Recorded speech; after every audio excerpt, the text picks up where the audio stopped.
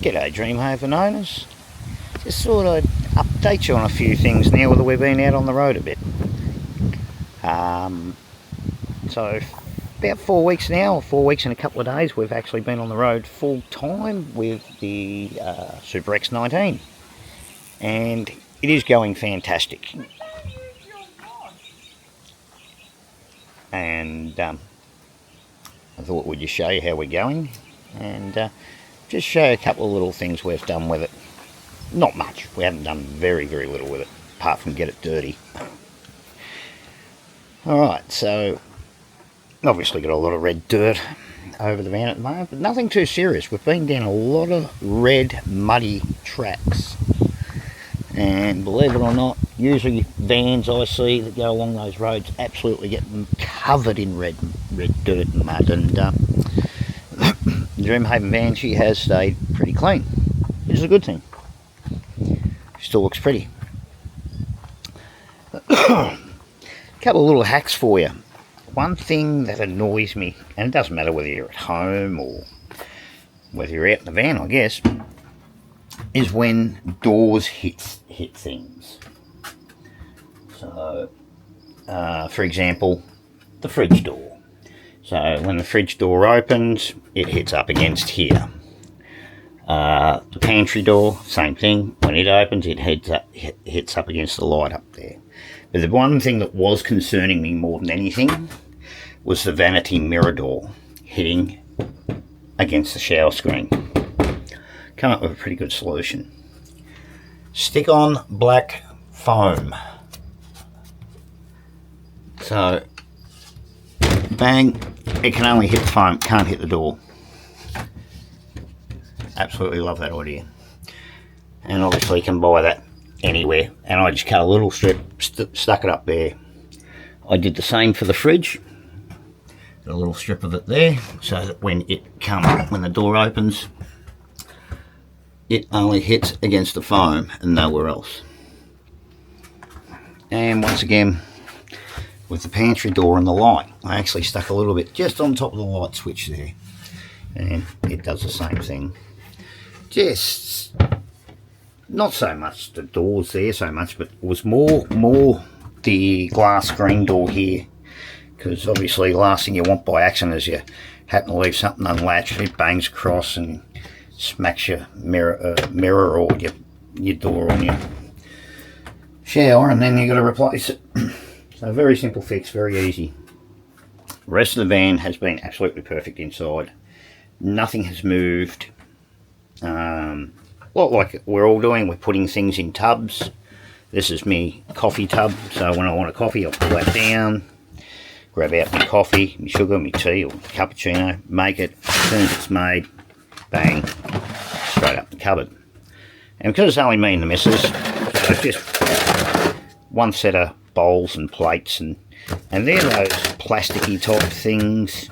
They work quite well, they can slide around in there, they're not banging, they're not hurting nothing. Everyone's come up with little ideas for the shelves in front here, so we actually stick matches, cling wrap. I've got the remote for the diesel heater, that sits up in there, I know where it is then. Same on this side, cling wrap and the TV remote. Once again, just a tub of cups and things, box of tissues up there out the way. Same there, bread, we stick bread in that one. I knock bread off the shelf. Most of the stuff we've got's all in tubs. It's pretty good. And believe it or not, these little spice bottles, they fit in those racks quite well, and they stay there when we travel, they don't move. Got a couple of little handy bins, everybody's got them. What else have we done? We haven't done a lot.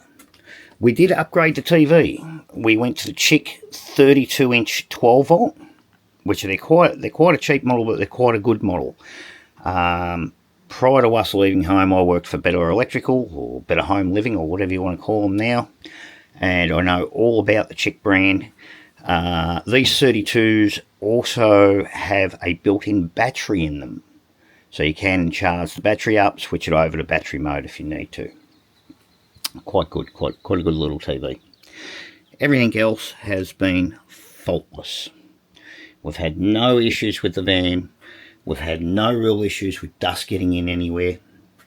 We drag a lot of dust in on the floor because we got the dogs, and yeah, it's a van. We treat it like a van too, especially with us being off-grid all the time.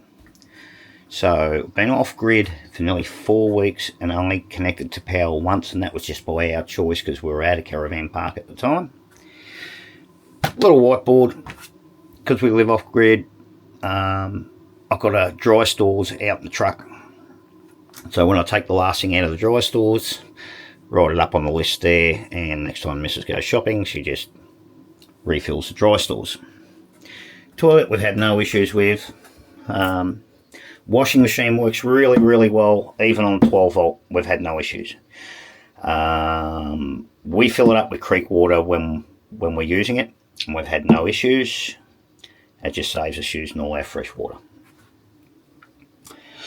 But that's pretty much it for the inside. Everything has worked absolutely perfect. Nothing has moved, nothing's broken, and we've been on some pretty rough tracks. Even where we are now, we're up and down hills and corrugations and stuff to get in here. Outside, we haven't changed anything. The TV socket area I use that just to store spare 12 volt cables because I do a lot of charge my phone in there and all that kind of crap. We don't do a lot of cooking inside. We do most of our cooking outside, only just for the fact that actually these 12 little portable cookers, this one's a 3-burner cooker. It's Coleman Companion. Mate, they're as good if not better than your cooktops inside. They actually have a much higher pressure flame. They heat up a lot quicker, do the job. One thing people were asking about right through is Weber's and Ziggy's and all that kind of stuff. We have a Ziggy. So, and it quite literally just sits here in the tunnel boot. We fold the top flat as they come, and it just sits here in the tunnel boot. And then beside that, just a box of little camping goodies, your tie downs and all that kind of stuff, and that just sits in there on that side. We don't even use the bayonet, mainly because, like, if you're cooking outside and you've got a cool night or a damp night or even a rainy night, you've got no cover over this area. We do put up a gazebo once in a blue moon and put it out here and use it that way. Most of the time we're just sitting, our cooking stuff's just sitting on the table there, and we cook on the table there, and I've got a few, these spare gas bottles I have that I carry with me in the truck. So we've got 4 gas bottles in total. So last night we used the Ziggy, and the missus wanted to fry something up as well. So we actually had the Ziggy sitting on the table there and the gas cooker, and just ran the 2 gas bottles. Perfect, not a problem. No issues whatsoever. A lot of us have asked about Starlink.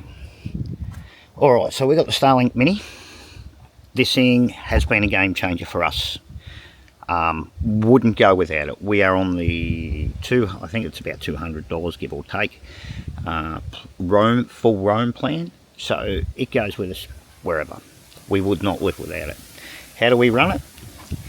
Well, on the other side of the truck I've got a King's 120 amp lithium battery, which of course run through a DC to DC charger off the solar panels on the roof of the truck. We have the battery hooked up to one solar panel and the DC to DC charger underneath. Plenty of power. The other 2 panels I actually have, if you have a look here, I've got another cord that runs a piggyback plug up to the other 2 spare solar panels, which are 300 watt each, and they run into our Anderson plug on the side, so they act basically as a solar blanket. So we've got 600 watts of solar on the roof there, also feeding into the caravan. So we haven't put any extra solar on the caravan. So between the two, we've got over 1,000 watts of solar. Works great. So just simple things like that. So if you are planning on travelling with a fridge, don't be afraid to use King's stuff. We bought this King's 110 litre upright. Got to have drinks. It has been faultless. We've had no issues.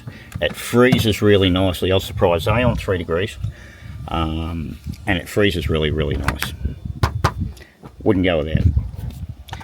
So from that 120 amp battery, we've got our King's control panel here with 2 load outlets. You can change these outlets to whatever you want. We're just using them as load outlets. You can actually see there,